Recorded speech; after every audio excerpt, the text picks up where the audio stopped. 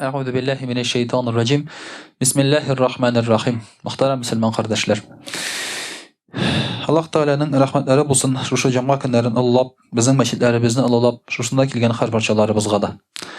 Muhtaram kardeşler, elbette Allah Subhanahu ve Teala'nın çakıruğu boyunca kildik. Hamanın rizalığın alırga dip kildik. Allah Teala nasip eylesin.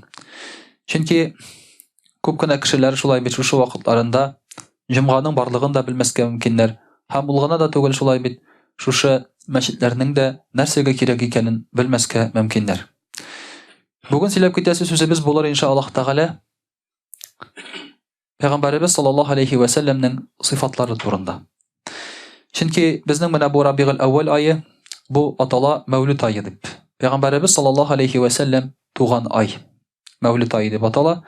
Hamdaki Peygamberimiz sallallahu aleyhi ve sellem dünyaga kele şuşa ayının 12. gününde. Bu yıl ul 23. dekabrga to'g'ri kele şuşa Mevlüt ayı.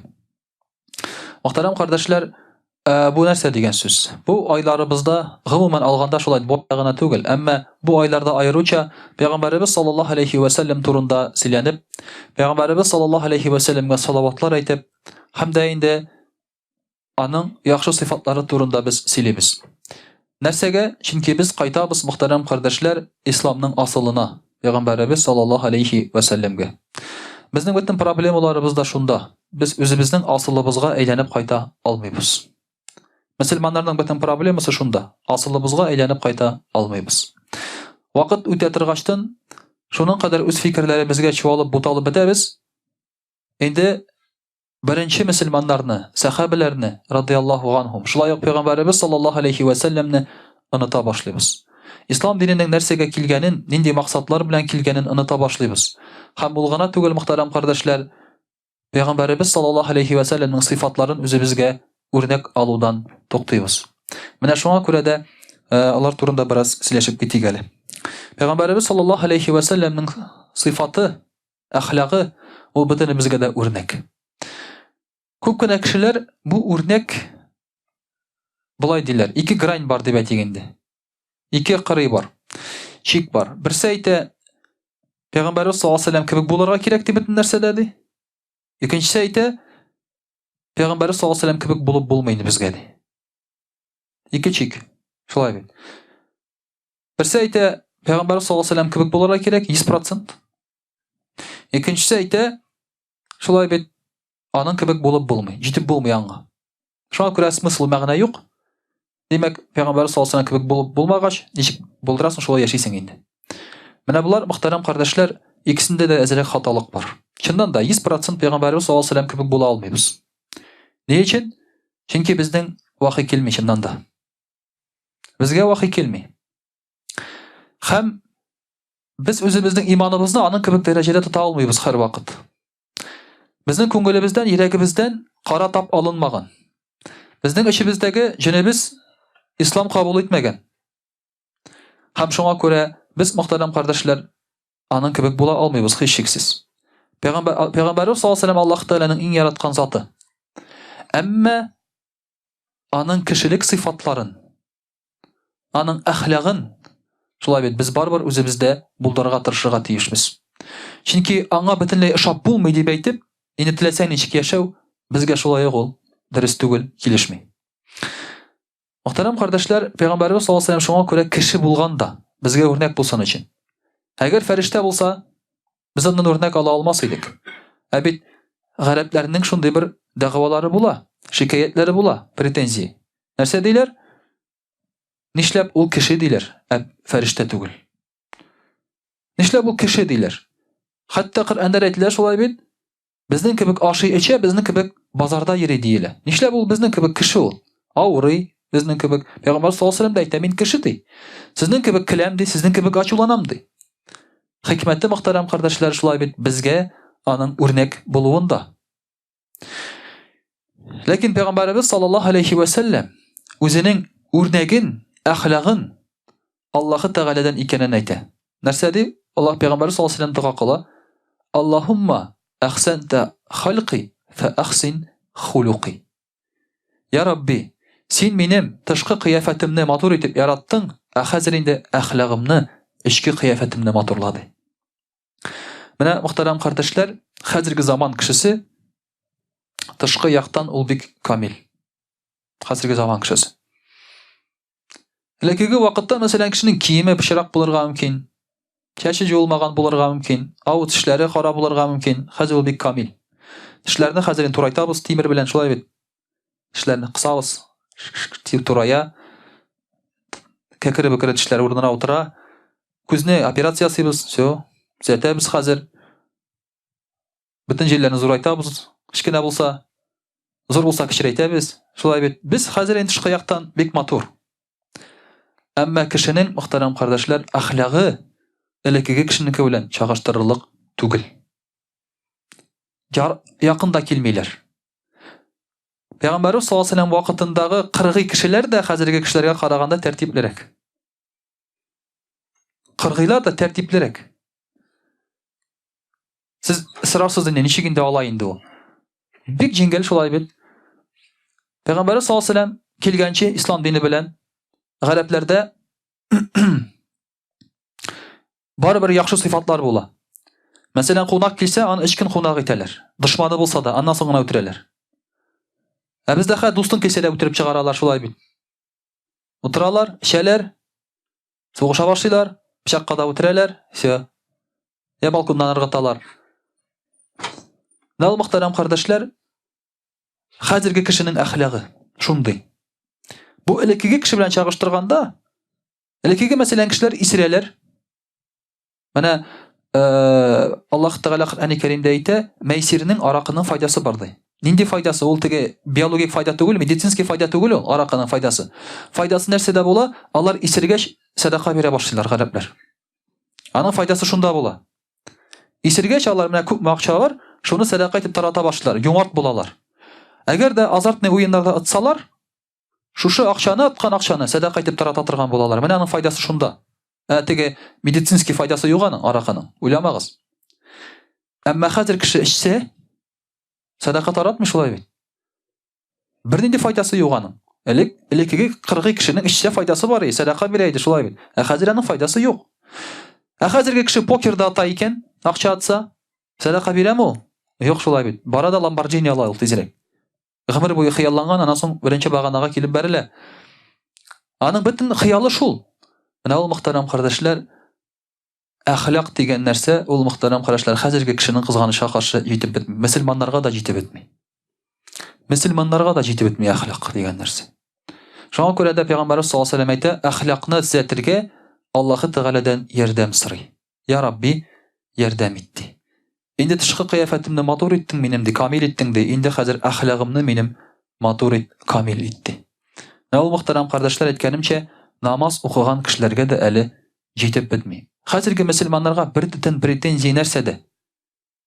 Намаз укымыйлар дип әйтеп буламы? Юк. Ураза тотмыйлар дип әйтеп буламы? Юк. Бөтен претензия әхлакларына. Сүздә тормыйлар? Тормыйлар.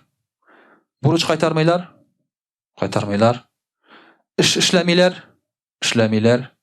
Хатыннарына начар мөнәсәбәттә? Начар мөнәсәбәттә. Балаларына начар мөнәсәбәттә? Начар мөнәсәбәттә. Кыюлармы? Юк, кыюлыклары юк. Туры сүзләрме? Юк, туры сүзе түгелләр. Икейзлеләр. Хәзерге бөтен претензия мөселманнарга әхлакларына, гыйбадәтләренә түгел. Гыйбадәт Аллаһка шөкер, бөтенебезнең килешкән. Беребезнең гаурәте ачык түгел. Беребездән дә суган исе килми безнең монда мәчкә килгәндә. Бөтенебезнең тәхәрәте бар. Бәлки бер икесенең юктыр инде шулай бит. Җыклап китсә хәзер монда. Вагаз тыңлый. Әмма гыйбадәткә безнең юк андый претензиялар.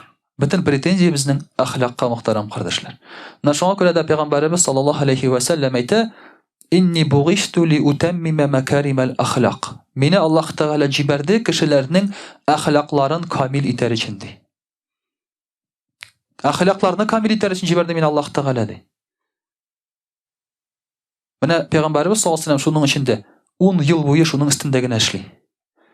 Намазда укымыйлар, сахабилар 10 ел шуның өстендә генә эшли. 10 елдан соң гына намаз укырга әзер була ул. 10 елдан соң гына. Мөселманнар 10 елдан соң гына намаз укырга әзер булалар. 17 елдан соң аракыны ташларга әзер булалар. Аңанчы әхлак өстендә эшлиләр. Бары тик әхлак өстендә. Менә шуңа күрә мөхтәрәм кардәшләр, Пәйгамбәр саллаллаһу алейһи ва сәлләмнең безгә иң беренче булган үрнәге. Һәм дә Пәйгамбәр саллаллаһу алейһи ва сәлләм әйтә торган була: "Аллаһумма инни аъуду бика мин мункаратил ахлак". Я Рабби, начар ахлактан мин сыйынамын сиңа диелә. Ягъни, я Рабби, сакла мине начар ахлактан. Без Аллаһ Тәгаләгән сораган вакытта хәзер нәрсә сорыйбыз? Иман, тәүфик, хидаят, хатын, эш, машина, бөтен нәрсәләр инде. Шулай бит, икенче хатын, аннан соң беренче хатыннан котылу, өченче хатын, аннан соң икенче хатыннан котылу. Менә безнең сораган әйберләр тәртип белән шулай бара. Әмма Аллаһ Тәгаләдән без, я Рабби, безне начар әхлактан сакла дип кем дуа кыла? Бик сирәк кеше дуа кыла. Я Рабби, начар әхлактан мине сакла дип.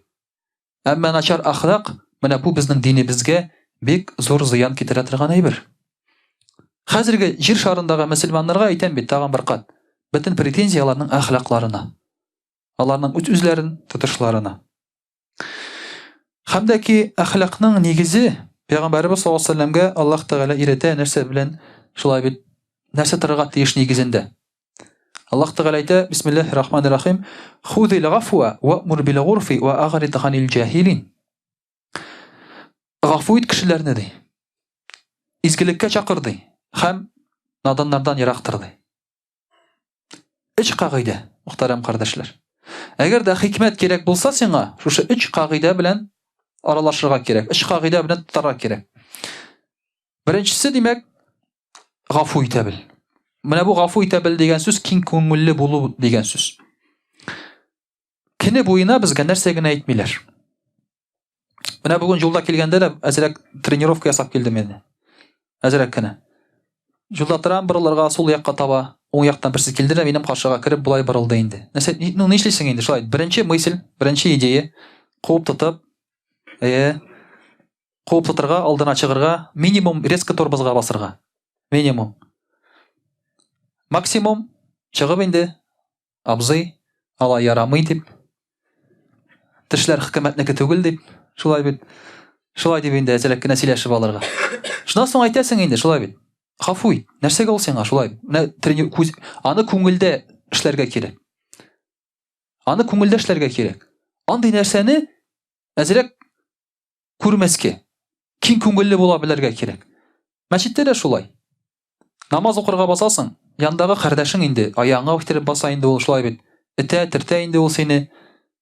Киң күңелле була бел. Оныта бел син аны, гафу итә бел син аны. Шулай ул ашаганда да, ичкәндә дә, сөйләшкәндә дә. Кай вакытта киләләр дә сиңа әйтәләр: "Эй, кил әле монда, кил. Сиңа син берән инде уважаемый кеше инде шулай бит. Ул сиңа булай гына чакыра, гафу итә бел". Менә Пәйгамбәр саллаллаһу алейһи ва сәлләмгә иң беренче бирелгән киңәш киң күңелле була бел, күңелең ачык булсын ди. Икенчесе ди, әлбәттә изгелеккә, яхшылыкка чакырырга. Сүз белән, эш белән, хикмәт белән, үрнәк белән изгелеккә, яхшылыкка һәр вакыт безнең максат шу. Сөйләшеп утырасың берәр әйбер, начар әйбер турында. Әкрен-әкрен генә яхшылыкка кирип кит. Әкрен-әкрен генә яхшылыкка кирип кит. Шулай бит. Бер вакытта менә безнең мөселманнарда бу яктан да җитеп бетми. Дөресен генә әйткәндә яхшылыкка чакыру. Безнең мөселманнар занудылар. Мөселманнар занудылар. Чынлап әйтәм мин сезгә. Менә утырасың алар белән. Пәйгамбәрбез саллаллаһу алейһи ва сәлләм булай дип әйткән, булай дип әйткән, Коръәндә булай дигән. 15 минутка түзәтсең син максимум. Аннан соң бетте. Соң утырасың, качан хатын кызлар турында сөйләшә башлыйбыз соң инде дисең. Качан соң инде, әйдә инде дисең, шулай. Менә ул мөселманнар янына киләсе дә килми, дөресен генә әйткәндә. Занудылар, валлаһи. Менә син сөйләшә бел, кеше белән сөйләшә беләсең, һәм әкрен генә дингә кертеп җибәрәсең сөйләшүне. Әкрен генә дингә кертеп җибәрәсең, шулай бит. Утырасың кызлар турында сөйләшеп, бу кыз чибәр, бу кыз чибәр. Да, чибәр, матур, әйбәт, Аллаһка шөкер. Ул җәннәттә тагын да матуррак. Шулай бит, уйлап кына карагыз әле дисең. Вот менә шушы кызга никах укысаң, тагын да әйбәт була. Булай гына зина кылып йөргәнче. Матур гына әйтеп, әкрен-әкрен генә кирип китәсең. Шулай бит. Син аны теге утырганда сөйләшмәгез, ярамый, бу ярамый.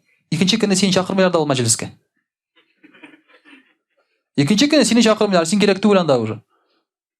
Ваны бүтән чакырмагыз ди. Всё. Шуңа күрә дә мөхтәрәм кардәшләр, әлбәттә яхшылыкка чакырабыз, әмма бөтенесе дә шулай бит хикмәт. Һәм наданнардан ерактыр. Мөхтәрәм кардәшләр, бар наданнар, алардан ерактырга кирәк. Мин үзем күп кешеләр белән бәхәсләшкән булды. Шул нәтиҗәгә килдем. Син дәшмә. Мәгънәсе юк. Бәхәсләшә башлый ул синең белән. Хәзрәт, нә булай, улмысы булай, аңмысы булай. Менә анда мондый ике кагыйдә бар. Габгади ике кагыйдә. Әгәр дә син үзеңне шушы кемгә сорау бирәсең, шуның дәрәҗәсендә дип уйлыйсың икән, яки аннан да югарырак дәрәҗәдә дип уйласаң, аңа сорау бирмә. Нишләп? Мәгънәсе юк. Чөнки сез икегез дә бер дәрәҗәдә. Сорау бирүнең мәгънәсе калмый уже. Шулай бит. Күп кенә сорау биргән мөселманнар, алар үзләрен синең белән бер дәрәҗәдә дип уйлыйлар. Шуңа күрә килеп чыга бәхәс. Килеп чыга бәхәс. Мәсәлән, син киләсең, хирургтан сорыйсың, моннан кисергә ярыймы? Айта, ярый ди. Син аласың да кисәсең, шулай бит. Но син әгәр хирург булсаң, үзең син аны сорап тормыйсың бит инде. Аласың да үзең кисәсең. Битте, китте. Үзең хирург булсаң, шулай бит инде. Менә монда да шулай. Икенче кагыйдә, әгәр сорау бирәсең икән, риза бул җавапка. Риза булмасаң бирмә. Чөнки калнасың сүз китә. Күп сүз юк сүз ди. Бу хәрефе белән безнең татар халкы шулай бит. Күп сүз юк сүз ди. Аннан соң сүз китә. Китә, бәхәс китә. Син җавап бирәсең. Ахырдан тагын шул сүзнең башына әйләнеп кайта. Тик сенә шушы сүз булгатуга әйләнеп кайта. Аннан соң нәрсә диләр? Хәзрәт, мы истину ищем диләр. Анда инде уже сабырлык китә, әхлак китә. Шулай бит инде. Аннан соң син дә китәсең инде. Менә шуңа күрә дә бирмә сорау. Әгәр дә канәгать булмасаң, бу сорау түгел, бу бәхәс. Менә Пәйгамбәр саллаллаху алейһи ва сәлләм әйтелә, мондый кешеләрдән ерактыр. Булар наданнар. Булар вакытны алалар. Нервыны чыгаралар, шулай бит. Һәм үзләре дә сиңа хаклык бирмиләр. Син дә хаклыкны таба алмыйсың. Кысанча каршы мөселманнар арасында хәзер шушындый кешеләр бик күп. Шушындый кешеләр бик күп. Гыйлем алмыйлар алар. Сөйләшеп йөриләр. Мондый кешеләр, бу мөселманнар арасында әйтәм мин. Мин хәзер мөселманнар арасында сөйләшәм. Чөнки безнең максат мөселманнар арасында хәзер сәтү, шулай бит. Килдең икән син, дәрес аласың килә икән, алмасаң китеп бар. Безнең менә дәрескә шундый бер кеше йөргән иде, шулай бит. Мин аңа башта ук әйттем. Син килдерә, миңа бәхәсләшә башлады минем белән. Мәйтә, син нәрсәгә килдең? Дәрес алыргамы? Дәрес бирергәме?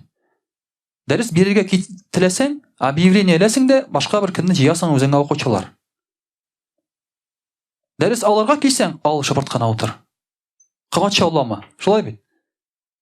Менә монда шундый бер мәгънәсезлек кенә мөхтәрәм кардәшләр. Менә шуңа күрә дә Пәйгамбәр саллаллаху алейһи ва сәлләмгә әйтелә, наданнардан ерактыр ди.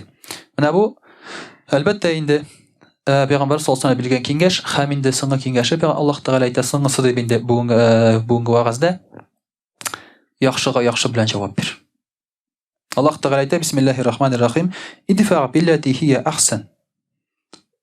Яхшырак белән җавап бирде. Яхшы белән генә түгел әле, яхшырак белән җавап бирде. Моны дөрес аңларга кирәк. Сине паслайттылар икән, син аны эшчергә паслайтырга тиеш түгел, шулай бит теге. Яхшырак җавап бирәм мен аңа. Мин аннан да яхшырак беләм дип, шулай бит инде. Ул вакытта түгел ул. Сиңа начарлык белән эшләсәләр, син аңа яхшылык белән кайтарды. Менә бу бар мөселманнар арасында тагын. Начарлыкка начарлык белән җавап бирәбез, үч итәбез. Вот син миңа теге вакытта шулай дип әйткән идеңме? Вот син миңа теге вакытта эшләгән идеңме? Менә үч белән начарлык белән җавап бирә башлыйбыз бер-беребезгә. Онытмыйбыз аны без аны тагын. Хәтерлибез. Һәм эшләгәндә тагын бер инде очракта ул безнең килеп чыга. Син аңа җавап бир яхшырак белән ди. Аллаһ Тәгалә әйтә.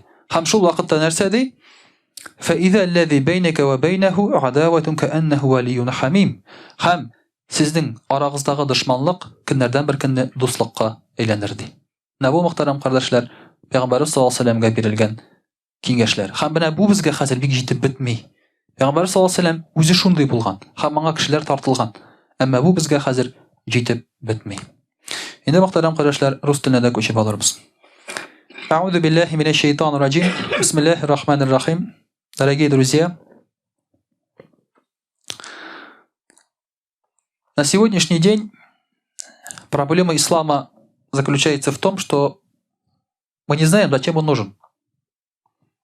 Зачем он нужен? И мы не можем это объяснить людям. Вот если придет человек и спросит, вот что дает ваш ислам? Мы можем сказать одно, делать другое. Сейчас по всему миру к мусульманам большие претензии. Но из-за самих мусульман.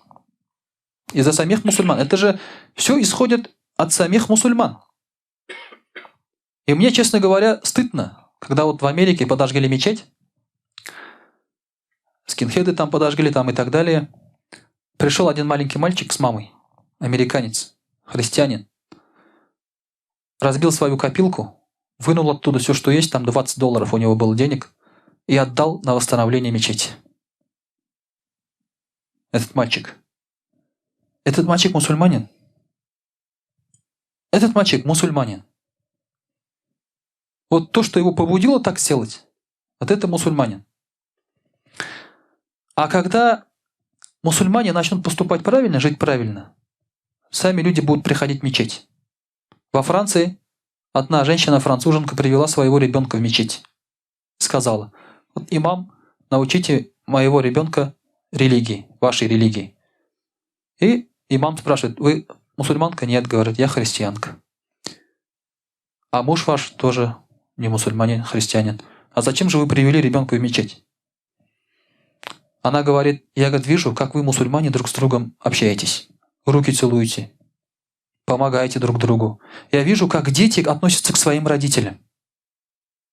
И я хочу, чтобы мой ребенок относился ко мне так же, когда я состарюсь. Поэтому сделайте из моего ребенка мусульманина. Вот ахляк, наше правильное поведение, оно само по себе будет притягивать людей. Вот здесь у нас нет Андрея, я постоянно его привожу в пример. Он как принял ислам? Он принял ислам во время Рамазана. Привели на ифтар, накормили, напоили, улыбнулись, обняли. Он сказал: о, я свой здесь. Хорошо, надо принять ислам. Альхамдулилля. Вот это, дорогие друзья, мы должны поддерживать. Вот это и есть должно поддерживаться между мусульманами. Вот к чему призывает ислам. И пророк Мухаммад саллаллаху алейхи ва саллям был примером всего этого. Аллах Тааля говорит: Бисмиллахир рахманир рахим. وَسَارِعُوا إِلَى مَغْفِرَةٍ مِّن رَّبِّكُمْ وَجَنَّةٍ عَرْضُهَا السَّمَاوَاتُ وَالْأَرْضُ أُعِدَّتْ لِلْمُتَّقِينَ. К чему же призывает Аллах Тааля? Если мы посмотрим СМИ, Аллах Тааля как будто бы говорит так: убивайте побольше, точнее, да, отрубайте головы, отрубайте руки, ноги, кричите Аллах Акбар, обязательно. Если посмотрим сейчас, то мусульман, к сожалению, только так и представляет. Но они ведут себя тоже так же. Когда они сидят перед телевидением, да, перед камерой, что они говорят? Ты, свинья, мы тебе придем, зарежем тебя, да? Он не говорит: приходи к нам, прими ислам. Да, он говорит: я приду к тебе и зарежу тебя, говорит. И после этого что ожидаешь от мусульманина? Ожидаешь, что он придет и зарежет. И принимаешь меры, чтобы он не зарезал. Правильно же? Правильно. Когда одни знакомые поехали в Крым, Крым отделялся тогда, Украина отделялась от Советского Союза, украинцам сказали: крымские татары хотят свободу, они сейчас выйдут на улицу и всем будут отрубать головы. Сказали русским всем, кто там живет. Потом наши отсюда татары поехали в Крым, зашли к одной женщине, сняли у нее комнату, русская женщина. И эта женщина говорит: по вечерам, говорит, на улицу не выходите, говорит, там ходят крымские татары и всем головы отрубают. Но эти говорят: ну мы же, говорит, тоже татары. Та побледнела, говорит. Та, говорит, побледнела. Что пришли резать. Вот такое ощущение. Аллах Тааля говорит, мы не придем, чтобы вас зарезать. Аллах Тааля, саригу, спешите, иля магафиратун мир раббикум, к прощению от Аллаха. Не к наказанию, а к прощению от Аллаха. Спешите к прощению. То есть, можно сказать, да, вы нас не любите, но Аллах Тааля вас простит, если вы попросите прощения. Если на то пошло. Аллах Тааля говорит, спешите к прощению от Аллаха. Мы не можем человека заведомо уже обрекать на ад, так как Аллах Тааля до конца готов его простить. И мы между собой тоже так же. Мы друг друга можем в ад отправить. Это вот так вот для нас. Если бы ад был в нашем распоряжении, все улыбнулись, да? Сразу представили себе там, да? Сейчас я б того-то там, все. Это же в твоем распоряжении. Ты хозяин ада, ты можешь любого.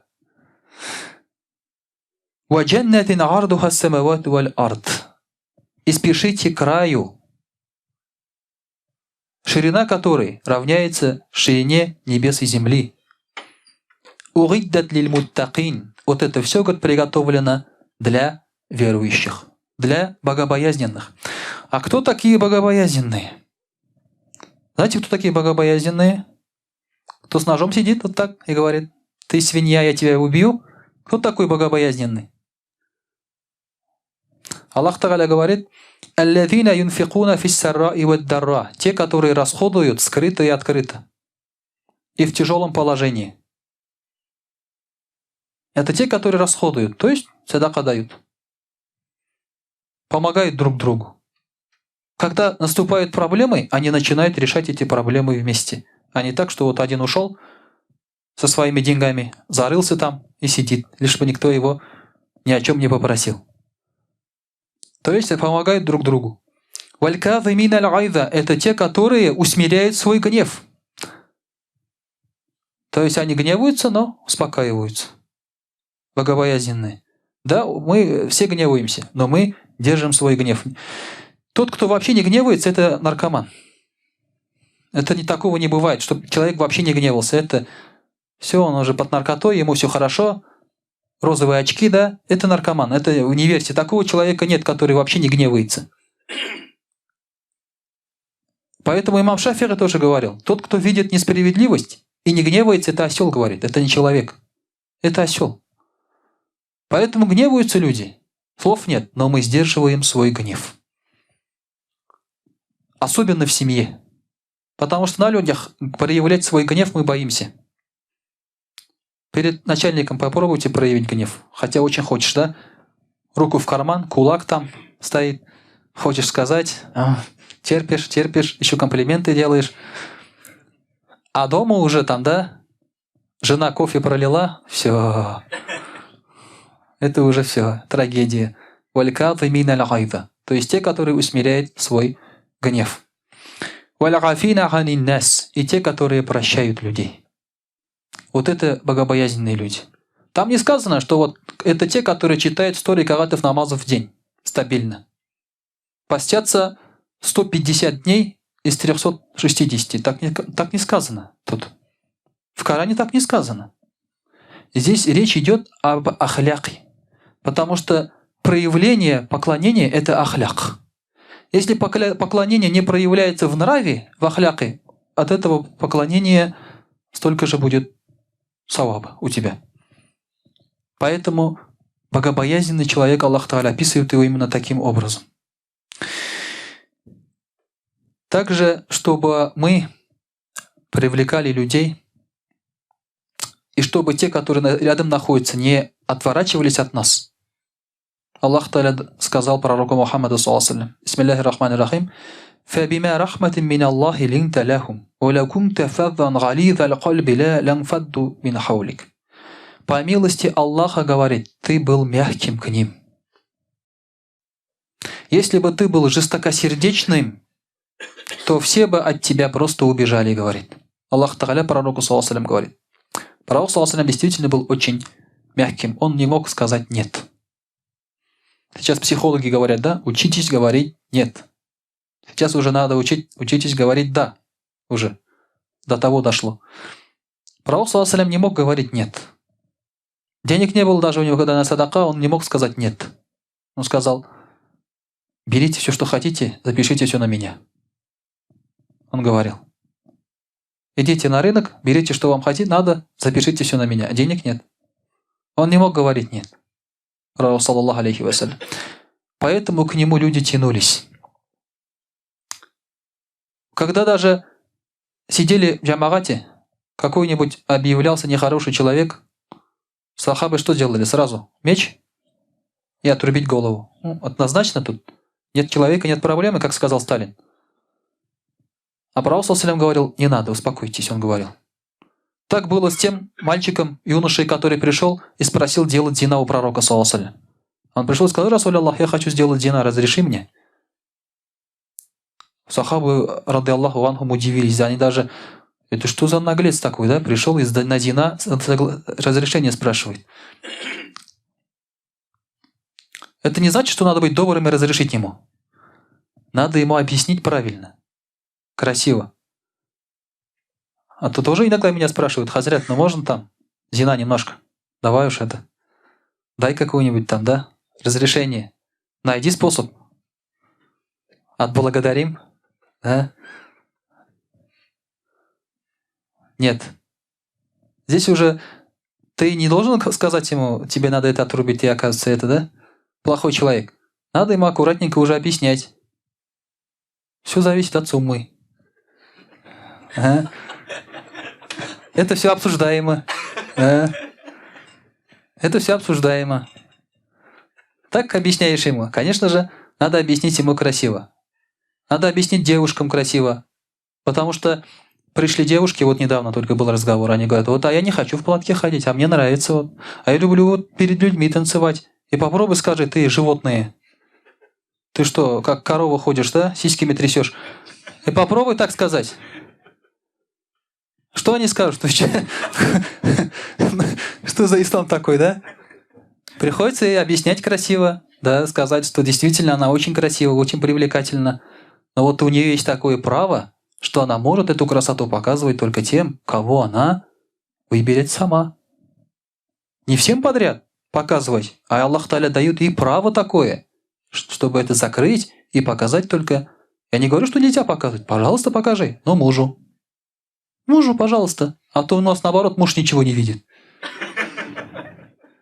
Да, кроме дырявого халата, и бьюдей, и майонеза на лице, и выщипленных бровей. А всю красоту увидит уже снаружи. Поэтому, говорит пророк, саллаллаху алейхи ва саллям, ты был добрым. Ты был добрым. К людям. Поэтому они к тебе и тянулись. Когда пророк, саллаллаху алейхи ва саллям, завоевал Мекку, что он сказал? Пророк, саллаллаху алейхи ва саллям, вышел и спросил: что я сейчас с вами сделаю? Обычно, когда завоевывают города, что надо сделать? Всех надо просто убить. Все, новое поколение, новые люди, нет проблем. Он поэтому вышел и спросил: что вы, как вы думаете, что я с вами сейчас сделаю? А что люди сказали? Ты благородный сын благородного. Люди знали, что он простит, что он добрый, что он мягкий. Если бы кто-нибудь из мушриков завоевал Медину, они бы сделали так. Да будь даже современный мусульманин, сделал бы так. Современный мусульманин, даже если пришли бы, например, грубо говоря, сейчас Европу дай мусульманам завоевать, что было бы там? Кровопролитие было бы. Было бы кровопролитие, уверяю вас. В Кукмаре вот братья, это было 90-е годы, джамагат, братья, группировщики, так скажем, 90-е приняли ислам резко. Бывшие бандиты стали мусульманами. Но группировка-то осталась, что надо делать? Раньше боролись, значит, рэкетом занимались, сейчас надо бороться с мини-юбками. Выходили на улицу, и девушек цепляли на улице, и все, ругали, били. Зачем ты мини-юбки? Зачем ты такая? Зачем ты сякая? Но это не... Пожалуйста, сейчас что происходит? Многие из них сидят, либо преследуются, либо убежали.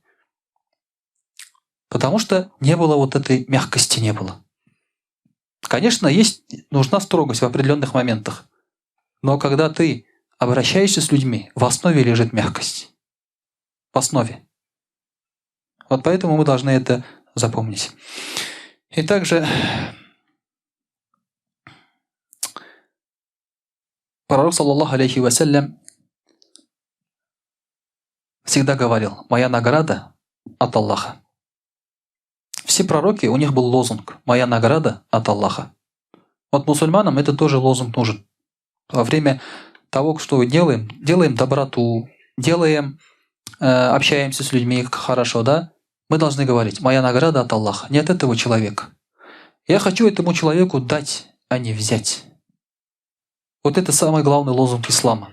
Ислам, он дает, он не берет. Любая религия мира забирает. Любая. Самая богатая страна, знаете какая? Ватикан. Самая богатая страна. Это религиозная страна. Любая религия забирает. Эти яговисты, они только деньги сосут, ходят на улице, тебя призывают красиво, добро, приходишь, уже квартиры нет у тебя, машины нет, ничего нет уже. Любая. И ислам единственная религия, которая дает. Вот именно это мы должны объяснять, что мы не забираем ничего. Аллах Та'аля не забирает, а наоборот дает. И Аллах Та'аля говорит: «Я только даю прощение, милость, благополучие. Все даю. От вас одно только требуется — уверовать». Уверовать и не вредить самому себе. Не мне, говорит, а самому себе. Вот так мы должны объяснять ислам на примере посланника Аллаха, саллаллаху алейхи вассалям.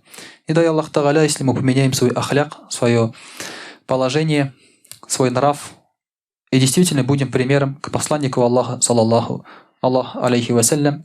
Как-то в арабских странах, наверное, видели такой ролик, да? Кинули банан в супермаркете на пол. Люди проходят, мимо проходят, так проходят, то есть кто-то перешагивает. Одна девушка подошла, взяла банан и убрала. И тут скрытые камеры, выходят все и спрашивают, у нее интервью берут. Она в никабе, закрытая. А почему, говорит, вы убрали банан? Говорит, ну она же, потому что, говорит, лежит, людям мешает, говорит, надо просто убрать. Ахляк, элементарно. И ей задали вопрос: что бы вы сказали посланнику Аллаха, саллаллаху алейхи вассалям, если бы сейчас с ним встретились? Она заплакала. У нее нет слов. Она заплакала. Кто я такая, говорит, и кто он? И все. И так и она не смогла дать интервью. Так и плакала. Вот это, дорогие друзья, сейчас месяц Раби'уль Ауаль, месяц рождения пророка Мухаммада, саллаллаху алейхи вассалям. Вспоминать должны мы о нем часто. И вспоминать его нравственные качества, его путь, его сунну. И это должны брать себе в пример. И тогда, иншаллах Та'аля, может Аллах Та'аля уладит наши дела, уладит наши разногласия, а самые разногласия — это самим собой. وأقول قولي هذا وأستغفر الله الغفار لي ولكم ولسائر جماعة المسلمين الحاضرين أجمعين إنه هو الغفور الرحيم الجواد الكريم وسميع الدعاء.